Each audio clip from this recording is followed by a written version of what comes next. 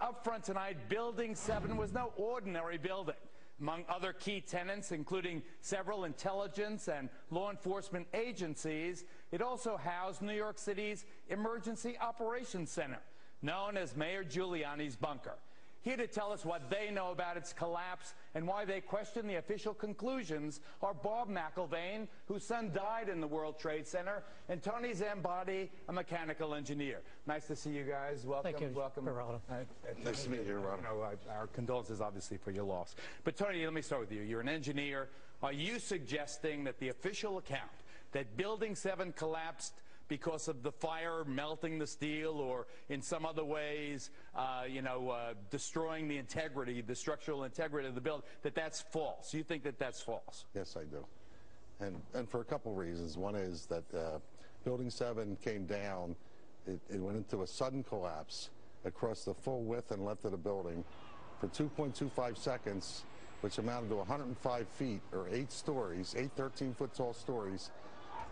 It was in full free fall acceleration. That is impossible because in a natural collapse, columns would have to buckle. When columns buckle, there is a minimum resistance. It's asymptotic, if you know what that means. That means it never goes to zero. So it's impossible. You can't reach. So here's what, I guess in layman's terms, to just get my hands here, Peter.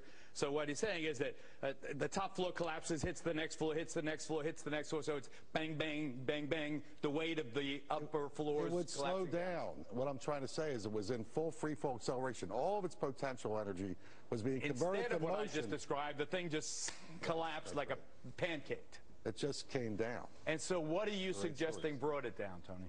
I'm suggesting there was some form of demolition devices in that building for 8 stories or more. You think that the explosives brought down Building 7? Some form of demolition device. I'm not pretending to know what it is. I am saying that it was in free fall acceleration. All right, let me ask you this. NAST admitted to that. Okay, we've all seen old, obsolete buildings and public housing in other places outlive their usefulness, being demolished by the professionals who can actually collapse a building right in its own footprint. That's what it looks like happened to Building 7. Do you believe that's what happened? Yes, I do believe that's what happened. And why do you think they're lying about it? I don't really know all the details of why they're lying about it. I can't read their minds. All I can say is, scientifically, it's impossible for fire to have done what we see.